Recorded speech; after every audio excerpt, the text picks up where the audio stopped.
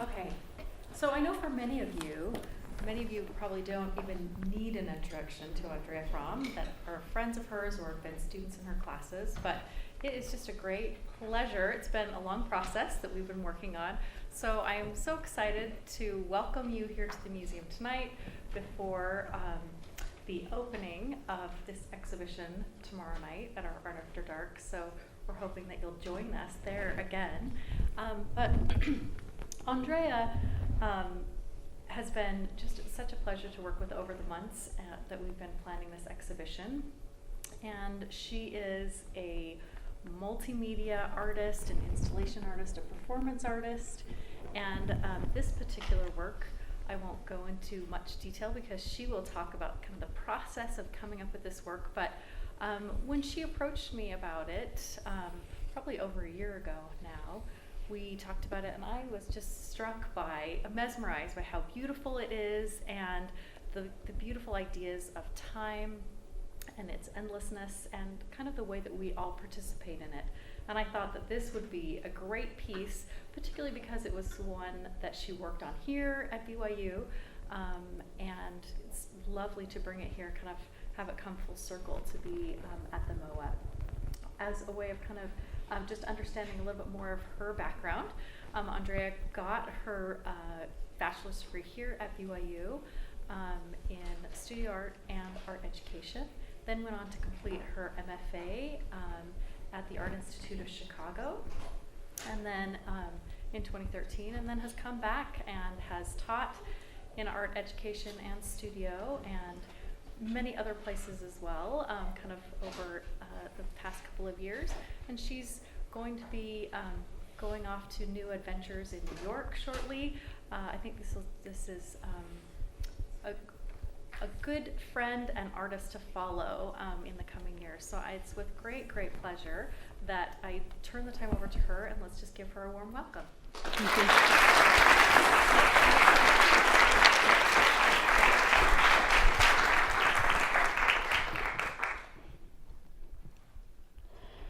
I guess I want you to reflect. I want you to think about time and yourself. And this work that you'll see today is all about these things as well. You might ask, so what? What's the purpose of this? Why am I watching or looking? And am I part of a performance here in life? So we'll think about these things together.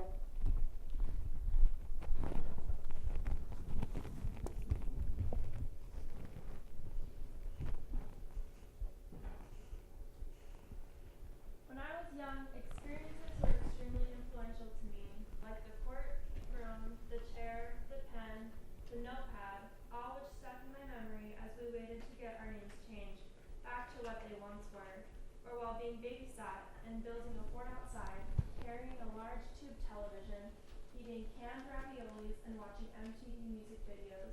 Experiences are my medium of choice.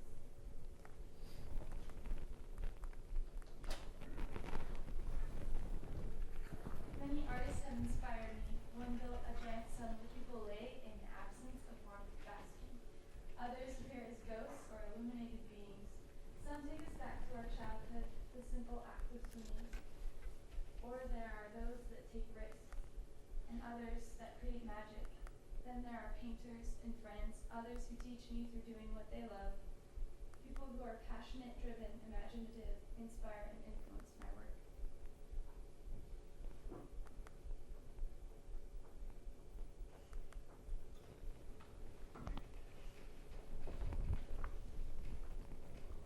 When I was little, I didn't think, oh, one day I'll be an artist.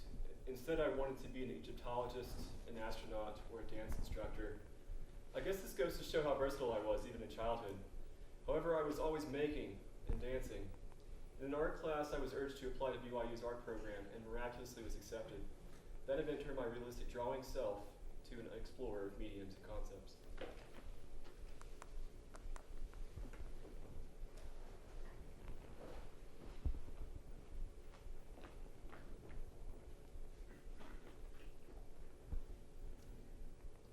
making large abstract paintings, then moved to sculptural work, an obsession with eggs. In grad school in Chicago, I became fascinated with light, performance, religious artwork. Since then, I have made paintings and drawings, then light, performance, and sound while at grad school.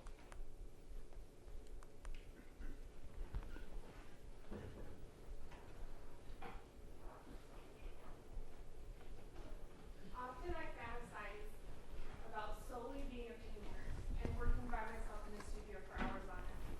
Nothing against painters. I know painting is also a difficult and rewarding position, but my personal artistic vision normally comes in large sizes, involving many people to help the piece come to fruition, giving others experiences as they contribute a piece of themselves to the work. Whether the work be collaborative, creating an immersive dance experience, or participating at a performative aid breakfast. It is the experience I either participate in or being involved with that I am most interested in. Now I would like you to how Revolve Ceaseless came about.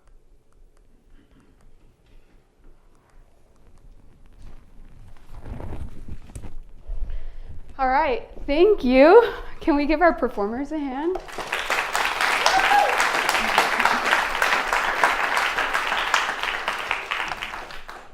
Thank you.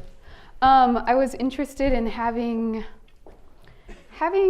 people speak my words because I was fascinated with one, just this idea of like turning the performer kind of on itself, and that I am no longer like the artist, you know? And it's been really fascinating because a lot of the promotional images that have been used have my face on them. And it's been a little startling, I guess. And maybe that's why the mirror was there, but I've always been fascinated with mirrors. So you kind of just got a little brief overview there of some of my work, and it's wonderful to see all of these faces of past students and friends. We Revolve Ceaseless first started with a slide in my mind. I don't know if you are an artist or a creative person. I get these slide images that kind of like come down in my mind, and they're not like ideas, they're more concrete. And I saw this image in my mind of a kaleidoscope that was suspended. It was giant, and it was mirrored on the outside. And so I was like, I guess I need to build this kaleidoscope. So then I started doing some drawings, and I made a little mock-up of the work, and I took it to the mechanical engineering department. I don't think I put that in here. No. I took it to the mechanical engineering department to see, like, would this work? Would this kaleidoscope even be possible to be made? Especially since I wanted it to be suspended from the ceiling, and I wanted it to rotate. And that was kind of like the beginnings of We Revolve Ceaseless. And the mechanical engineering department, we met, and they were like, yes, this is definitely possible to be made. Which, you know, I was like, yeah, it's possible, dreams come true. And so they let me work in here. This was called the Pearl. And the Pearl was this great place that the mechanical engineering students would work in, and it was mainly for the graduate students, and they let me use this space, and unfortunately it got burnt down because someone left the laser cutter on, so that's unfortunate, the Pearl, but it was a beautiful place. The kaleidoscope was built with the help of many people. First, it was started with two students who I was mentoring at the time. One was a mechanical engineering student, his name was Spencer, and the other student was Nate Clark. Some of you might know him, he's a sculpture student. And so I had this vision, and we were troubleshooting and problem solving it, and this was the very beginnings of the kaleidoscope. We made this, and gosh, I thought it looked so bad. And a miracle happened this night because someone walked into the lab, one of the grad students, and we were putting on, we were putting on these brackets right here. And the guy comes and he looks at us and he's like, what are you trying to make? And I said, I'm building a giant kaleidoscope. And he was like, well, what are these brackets? And I talked about their purpose. And he was like, I know someone who could really help you do this better. And miraculously, I was introduced to Shane Wood, who really helped a ton with the assembly of the piece.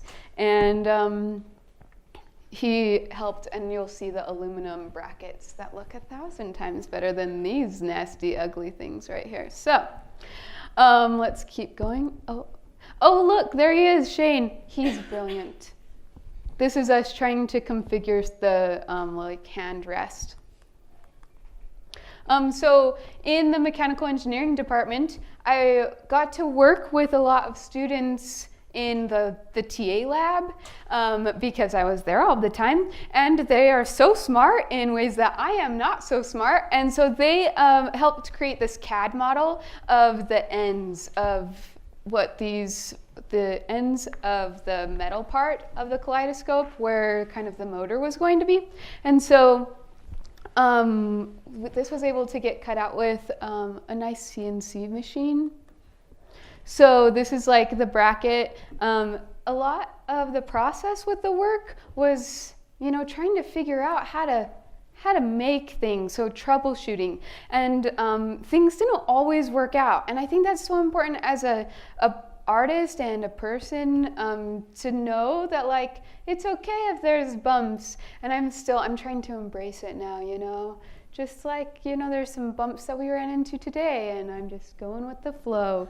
So up here, see this right here? So this angle was wrong, so we had to recut it, and then I welded these and then ground them down. But the motor here is a 1/4 horsepower motor, so it's pretty powerful, but it's geared down because we want it to go slow. Oh, a lot of measuring is needed. And then sometimes you run into the right people at the right time. So this great fellow right here, his name's Brian, and he came to help Spencer, who he was friends with, and Spencer was helping out. And we actually needed these planks, that were going to go inside the kaleidoscope. We needed them completely flat. And so we needed to sand them, and the plan was that we were going to hand sand them because I don't know the other option. And then Brian came just on the perfect day, and he said, you know what, I have access to an industrial sander. And I was like, thank you heavens. And we were able to sand the pieces that go in the kaleidoscope. So each one is steel on the inside, and then on the outside we have wood and then mirror. You'll see that later. So this is us assembling it to make sure that all of the angles are right inside. Oh, look, they look so happy. I'm sure they didn't feel like that all the time with us working together.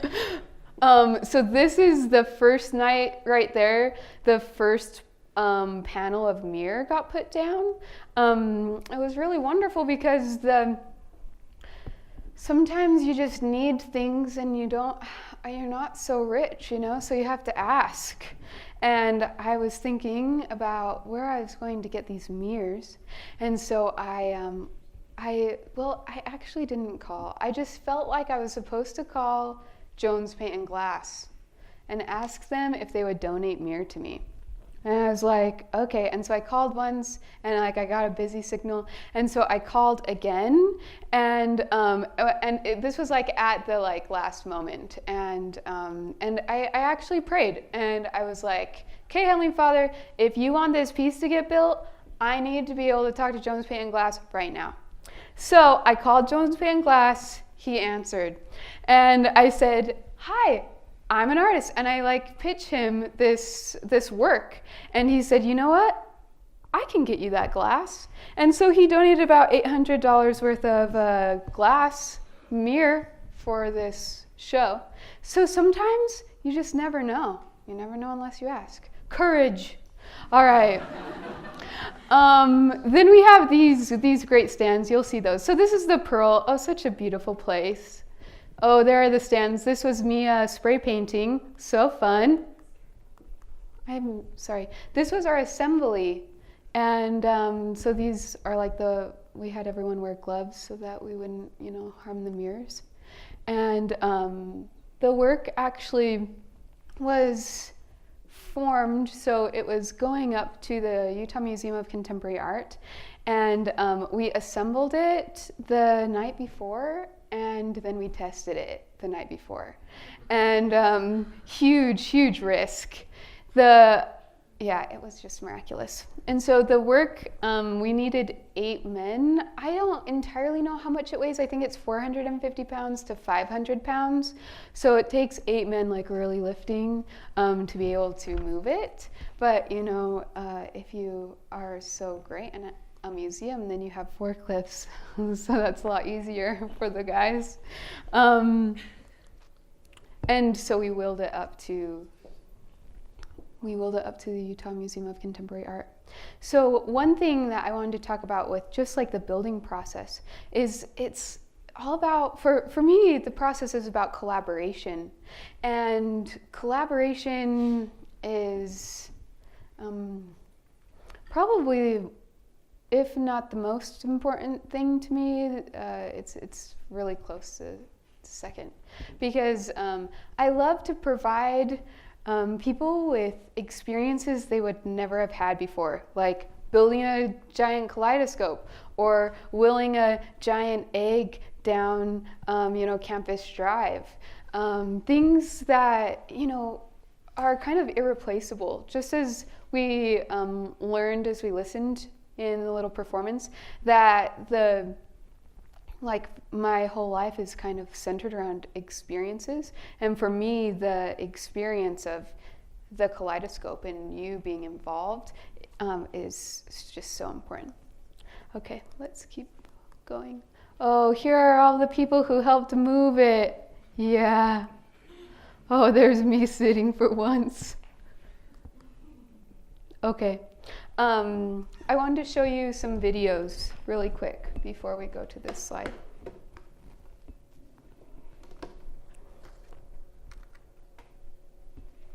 Let's see here.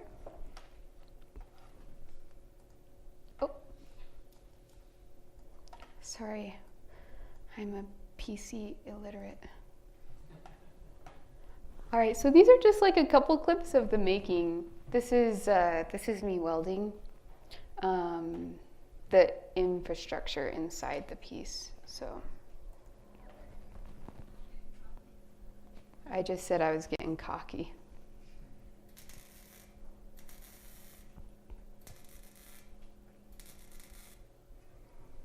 This is the first time we were able to get the wheel to spin. It was a joyous day.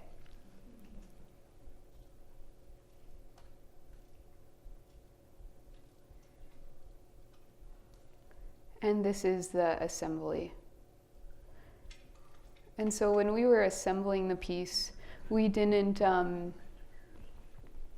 I knew that the angles of the mirrors, so when I got the mirrors ordered, we had the whole ends like ground down so they were an angle. But if they were too close together, then they would crack, especially like going up in a truck. And so we were really lucky, and there was just like a nice hairline, which is what we needed, and we put it up into the U-Haul, and that was, man, a stressful drive, because I didn't know if we were going to open that, door up and it was just all going to be on the ground, which would have been very bad. The kaleidoscope, that's kind of the process of the whole making of the piece, but there's a lot more, I guess, depth that goes with the work. For a long time, I struggled to know, what was going to be on, what was going to, create the, colors and the light and everything. And I had made, on my little mock-up, I had made this, little, like paper. It was like plexiglass, and then I had like glued these like colored papers, and it was going to be like this huge disc that people were going to like spin on their own. And I tried it, and I was like, this is so lame. I was like, I'm just making some giant kaleidoscope that is like, you could buy it at a store. I was like, I'm not doing that.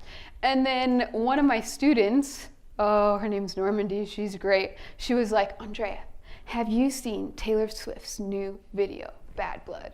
And I was like, no, I don't watch music videos. And she's like, well, you should, Aundrea, because this one is amazing. And so I started watching Bad Blood, and then I then put the kaleidoscope over the images on my phone. And I just like started looking at how like mesmerizing and magical it was to like see these like images like move, and especially when the images themselves were moving. And so I was like, all right, this is what I'm gonna do. So then I was problem solving how in the world I was going to make this TV rotate. I wanted the TV to rotate. But then there was a problem with all the cords, that's a problem because then they'll get all twisted. Lots of problem solving. So I decided against that and changed the images. And the images for a long time, because people want to know like, hey, why are you making this piece? What's its purpose? It needs to be contextualized in the contemporary art world. And so I needed to think about this, and I was struggling so much because the museum was like, we need to know what this is about. And I was like, and so then I'm on the internet, browsing articles, and I come across this amazing Buddhist text, and in this text it talks about revolving ceaseless and how life is like these seasons of time, and it's just this like cyclical nature. And I was like, wow, this is it. This is what the work is all about. And so that is what started the imagery. And the imagery for We Revolve Ceaseless is a compilation of images that were gathered from the internet. And the images start with a clock, and they end with a clock, because I'm thinking about time and kind of how time is like relative, and it's like consistently shifting and moving. And then the images move into water, because that's kind of like the beginning of life. And then there's like under a microscope, like we see eggs, and then after that it moves into like spring, and then it moves into summer and fall and winter. And after winter, we then get to kind of see death, but it's not necessarily like concrete when you see it, because the images are quite abstracted. But the piece ends with a box being put into a crematorium, and then this like steel door coming down, and then we like have time come back again. So time for me is like ever present in my work, in my mind. I've been thinking so much about aging, and how I'm aging, and watching my parents and my grandparents age, and just seeing how time is so precious and short. Yes, I think about it all the time. And so that is one aspect of the work. And I had created this sound score for the first iteration of the piece, and it never like set right with me. Like I was always like, but I didn't say that to people, but inside that's what was happening. And I had the chance to work on this great show called Sonder. You saw some of the images earlier. It was immersive dance, and I got to work on a mobile excursion with the dance company, the modern dance company here at BYU. And we got to work with some musicians. And I got to meet Stephen Henderson.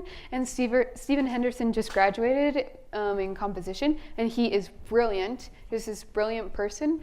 And he has created an original sound score for this version of We Revolve Ceaseless, and we worked back and forth on this piece. So for me, it's just like so vital and important for us to at least for me as an artist, to work with other people and to kind of bring the best of each other's talents all together, because I am only one person and just one mind. So I guess, do you want to see a little clip of it? Sorry, I feel like I've been teasing you. So let's come out. But you'll get to see the real deal tomorrow, not next week. Oh, that would be such a long wait for you. Good thing. Okay. Oh. For some reason, I don't know, I don't use PowerPoint, but Mac only wanted PowerPoint, and so I didn't have the video embedded. So let's see if we can get this big. So this isn't the new sound, because you get the treat of having the new sound tomorrow. So we won't watch the whole thing. We'll just watch a little bit. Does that sound good?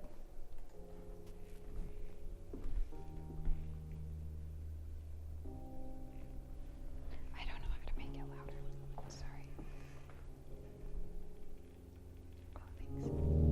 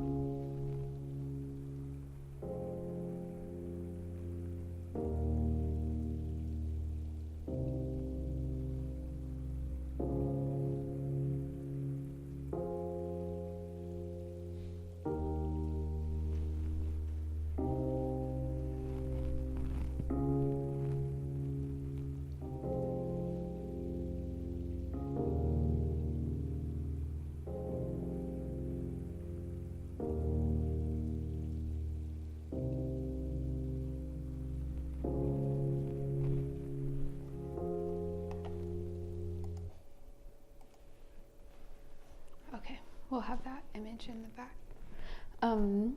So you'll get to see this beauty tomorrow night. Also, I have been interested in, well, I don't know. I am creating a mirror dress that I am going to wear tomorrow, because I would like to start creating works made out of a similar, if not the exact material, of my large installations.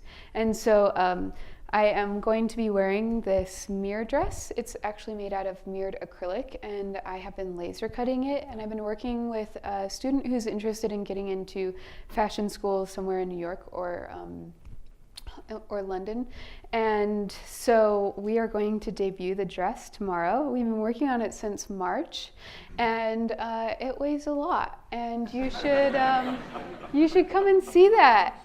So as an artist, for me, I'm a performer and a welder and a sculptor and a sound technician and a teacher. And art for me is life. And I hope that it kind of spills into everything that I do, and I want it to be like that.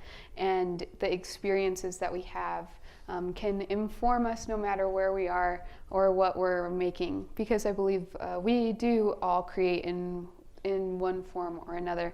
I love when I am working with the engineers in the mechanical engineering department or the electrical engineering department or the manufacturing engineering department. I love talking to them, and sometimes they say, "Oh, well, yeah, I'm not an artist because I just draw stick figures." And in my mind, I'm like, well, that's like one like avenue of art, but really, to me, like they are making art. You know, that's like maybe 1,000 times an art I could make. So I just encourage you to find value in the thing that you are creating, whether that is like raising children or whether it's baking bread. You know, there can be so many different things, or maybe it's writing, who knows. And I also wanted to say that as an artist, sometimes I feel like people get to like see the like shiny self, you know, like up here everything's like nice and clean and the show is nice and clean, but it takes so much work and time to like get to that place. And I'm so grateful for my mother, who's in the audience, for her countless hours of listening. There were lots of woes with Revolve Ceaseless. You know, even still there are woes, and I'm like, and she said, it's gonna be all right, it's gonna be all right. And those types of supporters are vital to artists. I think, I don't think that I would be able to be an artist without the support of my family and friends. It's huge. So thank you for being here, for supporting the arts and this wonderful place. And I hope that I get to see you tomorrow night at the show. It's gonna look all sharp and nice for you, and I'll be in the crazy mirror dress, and it'll be great. I think now we can turn it over for questions. Yeah? Let's give Aundrea. Okay. Thank you.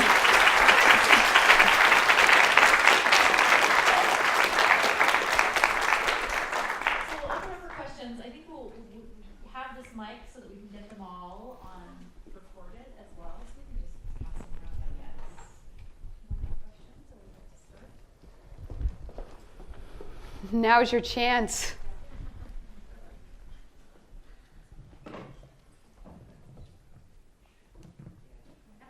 Hello. So my question is, with the Kaleidoscope, there was a lot of collaboration and a lot of group work. How did you go about finding the resources or finding the people with the know-how to be able to accomplish your goals and accomplish this piece? Such a good question. So I think there's two things. One is like the like ship isn't just going to come and save you if you're drowning in the water. Like you need to make an effort. And so like I went to the mechanical engineering department and was like, hey, is this possible? And then I went to like the labs and was kind of probably really annoying to the people and just like, hey, oh hey, I need some help. Oh hey, I don't know how to do this. And just like requesting that. And I think being courageous to be able to do that, to like have your dreams come true. I put that Yves Klein picture up where it's like leap and the net will appear. And I think about that like almost every day. The other thing is I think that there is like divine intervention, whether you believe in God or the universe or some sort of higher power or energy. I believe that like good is like being brought to you, and it will find you if you're seeking it. So, thank you.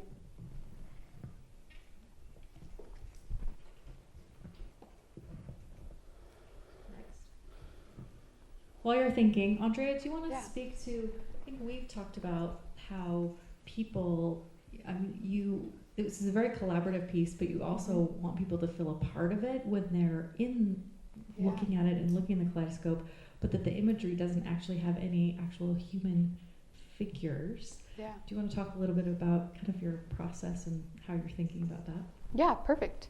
So I chose not to have any people in the work because sometimes I feel like me as a viewer, sometimes I feel like if there are images of people, then I'm trying to find a narrative. Like what are they saying? Like what are these people doing in their life? What's the purpose? And I instead wanted people to kind of have this experience that was like individual to them, that was more of a blank slate than I want you to maybe think about specifically X, Y, and Z. And also the work is somewhat, you're able to kind of reflect on your own image because you can stick your whole head inside the kaleidoscope. And so when you do that, you can actually like see like thousands of yourself, in the mirror, as well as with these images. So it's this like nice mesh. And then you are also, as the viewer, when you're outside of the piece, there are two projectors that are aimed at the work on the outside. And so as the kaleidoscope rotates, the images on the outside are a cycle of a day and a night. And so we have this rotation of one day, and then inside we kind of have like a lifetime rotation. But as the viewer are outside the piece, walking around, your own shadow gets cast like within these projections. And to me, like I really liked the element of like the viewer's bodies being part of the work and maybe being like enveloped by like the light and just the imagery. So.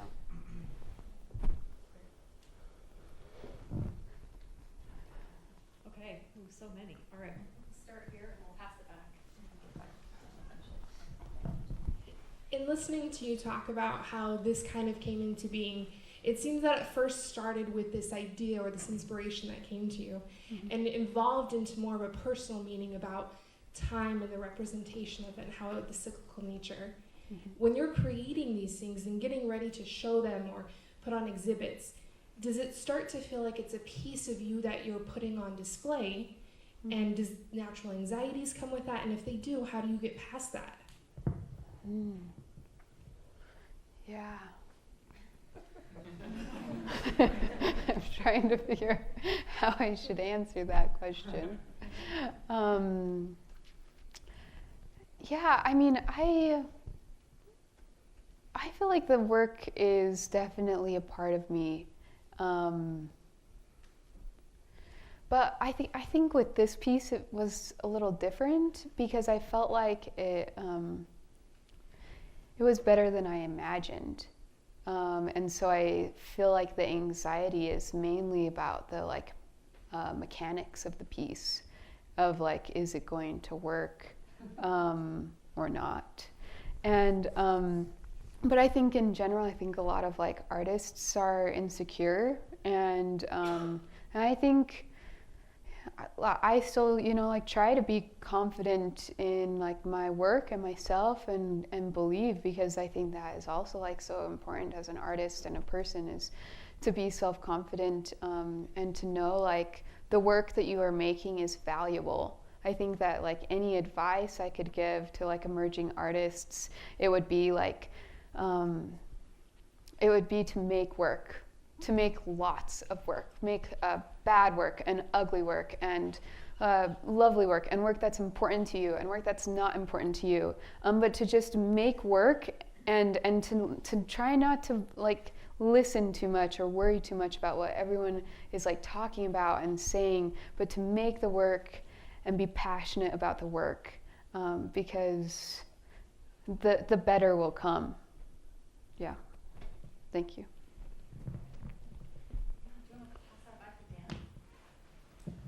Aundrea, thank you. You're that was welcome, awesome. Dan. Thanks. My question is, when I was teaching my class, I came across this interesting set of questions that Harold Fletcher presented, kind of like advice to artists. Yeah. But in his little talk there, he mentioned something that I hadn't thought about before, and that was on 3 audiences. Like an artwork has 3 audiences, and as a person that does performative art, right? I wonder if you have any additions to it. The first audience, which you've already talked about, he says is the people that make the work, that install the work, that actually physically set it up. And I'm like, I've never thought of that as like the first audience. The second audience would be the people that see it, like at the opening tomorrow, right? Mhm. That would be who really physically see it. And the third audience is like us, through a mediated kind of response where we're just like seeing it. As we talk about it, we see a reproduction of it, we see some videos, etc. Do you have any additions to that? I mean, it really fit with what he was saying. I had never thought about it, but do you have any additions to an audience? Is there a fourth kind of audience to your work? Well, I think like a fourth audience that could be considered is like just you. Like just you. I had this brilliant teacher in grad school, Greg Borowitz, and he talked about like, is the art really art if only you see it and you make it? Like, how does that change the work? And I think that is true to like make work just for you. So I think that is another audience. I don't know, I feel like there's so many. Like there could be like the like high art world audience. Like, are we breaking them into like categories or not? Or the like everyday audience, but I think that's probably considered like the first one of yours. But to me, like as an artist, I think sometimes I'm contemplating all about the audience more. Like I think about like exactly what they're going to like see as they enter and what they're going to like hear. And I would love to do like a whole piece where it was like I could have food, so there was like taste and like smell and all these like things and fire, you know. But museums get a little hesitant about fire and food, so you know maybe next time. Yes, thank you. Great question.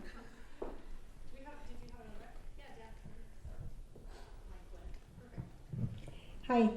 Hello. I can't remember the exact word, but you said you were obsessed or fascinated with mirrors. So I was just wondering, is there anything else that you're fascinated with that you might want to use in a future piece? That's a great question. Well, right now everything is reflective in my mind. That's my obsession. So like safety blankets, there's this like gold foil. Right now it's like silver and gold. It's like started expanding into gold a little bit more, but I'm still like quite obsessed with the acrylic that I've been working with. And like doing various things that I didn't ever think I was going to do. So like these earrings will be on sale at the MOA. I didn't think I'd ever make jewelry. But it's like safety blankets and Mylar and the mirrored acrylic and glass right now. Yeah, so. Oh, there's one over here.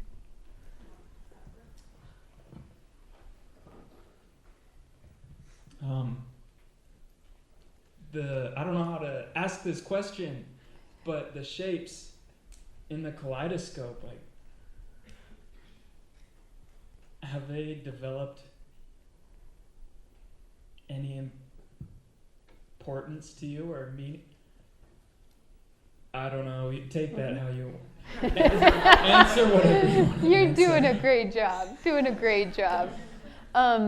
So is the imagery, has it like gained more importance to me? Is that a good synopsis? Yeah? Yeah. Okay. Great.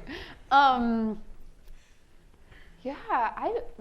feel like just the whole piece in general, the imagery is just, especially in the kaleidoscope, it's just like so beautiful. And like how it like moves and like shifts and changes. It's like very, I don't know, it's like, it's important and personal. Yeah, thank you. Let's see, we have another question. Was there any more over here? Oh, we have two over here. So you've talked a little bit about how your experiences are like really inform your work and push your work, and you also talk a lot about materiality and kind of how like new materials will inspire you, and then you move forward with those materials as they come into your mind. And I'm curious to know how maybe experience and materiality inform each other, or if you feel like they're related, or different or if they end up coming together. Just your thoughts on that. Yeah.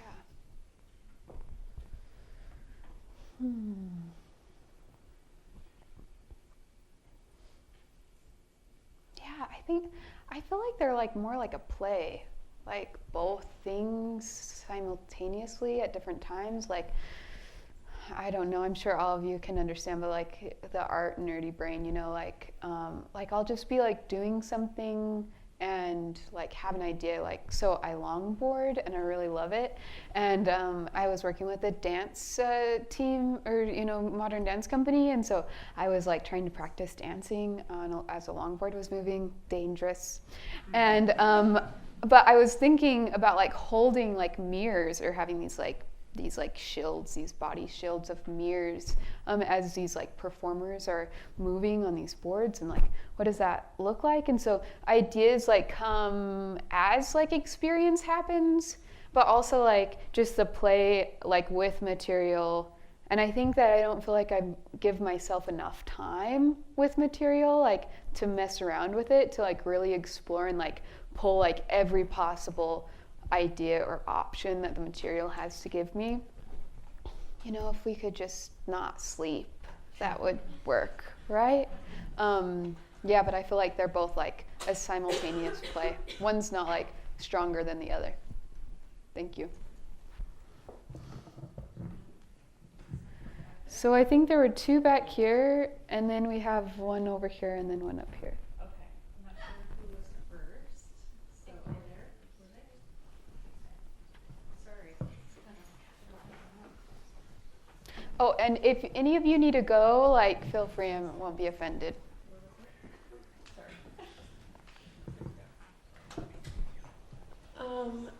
I feel like it's really common when an artwork is presented and somebody wants to know, like, what does it mean?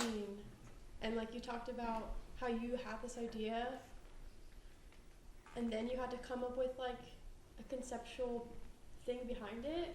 Yeah. Because I think I like the idea of a kaleidoscope as an aesthetic by itself. Mm-hmm. So did you feel like thinking of this concept like added more, or was it kind of just like a formality?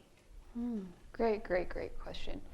I think in the beginning of like considering the concept, it was like, oh, I need to, you know, like I like seriously was thinking like, oh, I need to contextualize this, and like, where is it in the art world, and yada yada yada, which is important. Those things do need to be thought about, especially if you're like going to be a professional artist. But for this piece, I felt like it strengthened the work a lot, like significantly.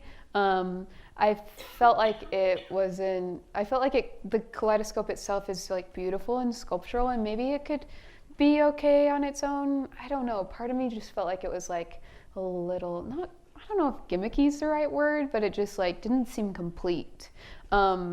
But now, like, I almost want to like use the kaleidoscope and then like play with it and think like, well, what are the other options? But I struggled quite a bit when I was in grad school with this idea of like knowing exactly why I'm creating work, and because they also like, well, why are you making it? What's the background, and all of these questions, and I felt a lot of pressure. But I had this faculty member, and he said, Aundrea, you might not know why you made that work until like years later. And it's actually fascinating to like look back on my like past work and then think like, oh, like I made that for this reason, but I didn't really know that.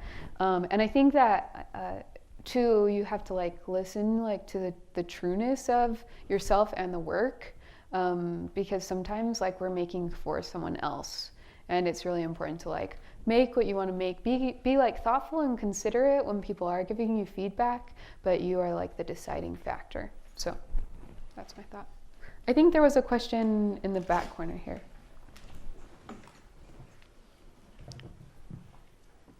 Hi, Aundrea. I just wanted to make this parallel as I was looking at your slide, and this is a parallel. So in the medieval times, it was such a big deal that the Roman arch was innovated to become the Gothic arch, and they were able to bring in the stained glass windows into the cathedrals, and in the beauty and the light, and talking about reflective light and those things, was so empowering to the people and kind of to the masses, you know, and to the buildings of intellectual. To this, you know, to the buildings which were for those people the only source of intellectual findings and discoveries, so to speak, during that time. And so, to me, your kaleidoscope is like having these glorious, like stained glass windows inside of, bringing it inside this beautiful architecture into this space, and kind of recreating that sense of like beauty and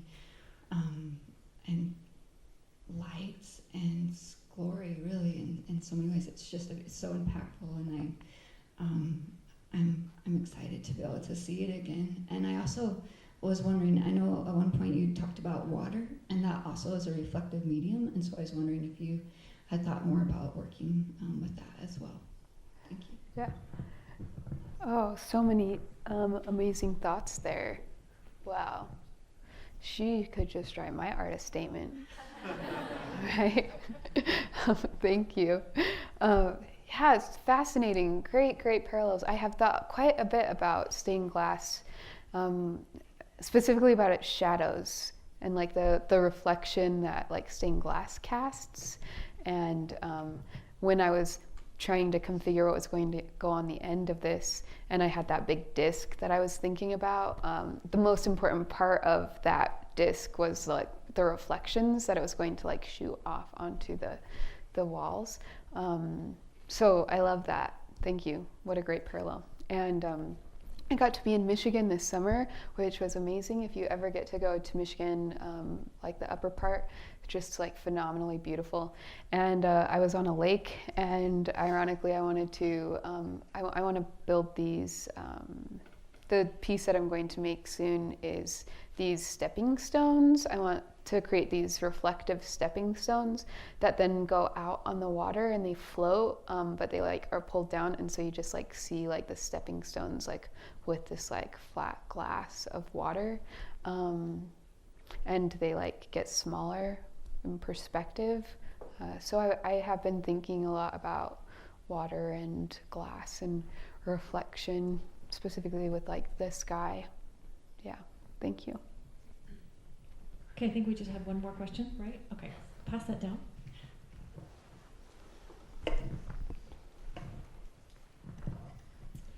So I want to know a little bit more about your egg phase. And it sounds like you're in a like reflection phase right now. Right. And do you see that as a continuation of like your previous phase or phases? Or do you see them as like different chapters? Yeah. Yeah. I just get obsessed with things, like really hardcore. I just think about them all the time. And I don't understand necessarily what the shift, like what creates the shift. I do think that it matters like where I'm at in life. Like I think that like if I have a big transition, then like the shift happens. But the egg work all happened while I was here. And I was thinking a lot about like being a woman, and I was thinking about like eggs and women, and also how like the inside, I was thinking about like the inside of an egg, like yolk, was like a child, and the shell itself was like a mother, and that like after having a child, sometimes you're not able to get like necessarily put exactly back together, like the shell, it like changes you. But eggs are also like really strong, but they're also very fragile, kind of like the way I feel and maybe some other women feel too. And so that like created all the like mother and I work. Also, it was just my mother and I for a long time, and so I think I was reflecting too on my relationship with her. And so I built a giant egg that was her height, that was built out of cardboard, and then I iced it with royal icing, which is mainly made out of egg whites and powdered sugar. And I iced it in the gallery, and then the entrance was my height, which is like roughly like 4'11", 5 foot.